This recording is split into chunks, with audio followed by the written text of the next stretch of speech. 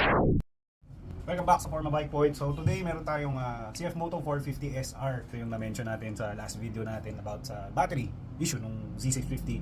And sakto, naka Motostrada t-shirt tayo, no? Motostrada na track day t-shirt to. So shout out sa iyo Boss Camille and Boss Joe. Kailan ba tayo magta-track day ulit? Yun, yung CF Moto 450 SR kasi ngayon may issue sa fuel tsaka sa voltage and sa mga relay. So dumating na yung parts na in-order ko kasi na pre-troubleshoot ko na siya and may mga kailangan tayong parts na replace.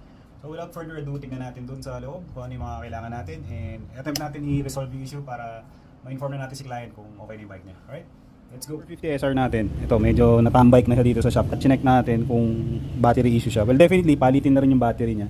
Bukod doon, may restriction siya sa fuel supply and sa relay. So, dumating na yung parts natin. So, ayan, pinasabay na rin ni client yung high flow air filter. Papalitan natin ng bagong fuel filter. Relays para sa dalawang relay binili ko just in case. Para sa main relay to. Starter relay. So palitan na rin natin yan.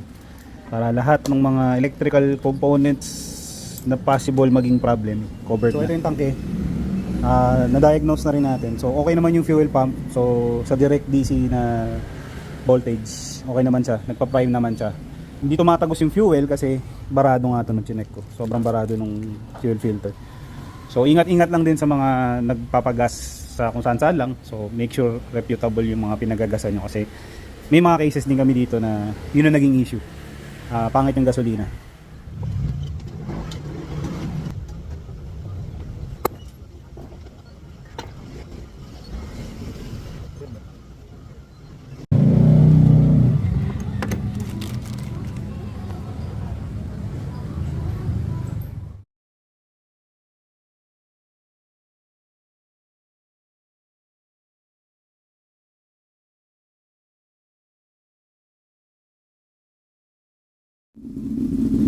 So, somewhere sa harness ang problema.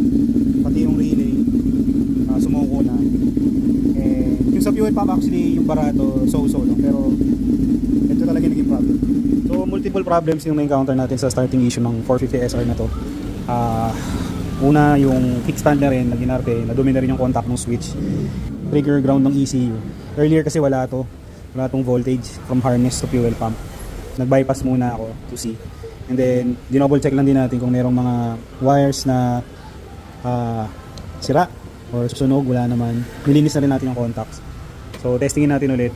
So, kanina tinest na namin. Maganda na yung results niya. Ayan, nag-prime na siya.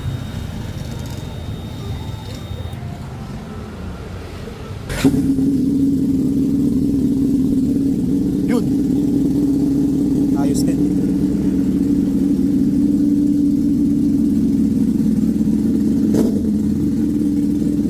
Moto. Finally nabuo na yung or napandar na natin rather yung 450 SR na to. Kakaiba rin kasi yung mga components ng CF Moto. So mga micro relay usually ang gamit nila. Similar dun sa QJ, no, mga Bristol. And combination siya ng multiple issues dun sa starting problem niya. As mentioned earlier sa video na ito, syempre in-isolate muna natin yung voltage which is battery. So hindi yun yung naging problema. So as we dig dun sa sa troubleshooting, syempre chinek natin yung switch, contact ng switch, malinis naman. Yung kickstand niya may problema, hindi nagko-contact yung magnet dun sa kickstand. So isa yun sa cause bakit hindi siya nagpa-prime ng fuel pump kasi kinakat nung ECU since nare-recognize niya na nakababa yung kickstand. Yung contacts ng relay medyo palitin or kailangan na may service. So yung mismong relay may tama na rin. Walang power yung harness side ng fuel pump. And dun ako na tumagal kasi after namin i-bypass kanina sa ng fuel pump, biglang gumana siya. And then nung sinubukan namin ibalik ulit yung stock socket, meron siyang contact. So possible yung sa ECU kasi may trigger ng ground ng ECU. So pwedeng na naipit siya doon, parang naka-limp mode siya na hindi siya magpa-prime ng fuel pump. So okay na to, yun ang importante. At ipapa-observe din natin kay client once na nakuha niyo na yung bike. And doon, sa mga nagto-troubleshoot ng starting problems ng 450 SR nyo, sana nakatulong yung video na ito. Kung may questions kayo, no, PM lang sa page or sa akin. And sa susunod ulit, dito sa Forma Bike Point. Thank you.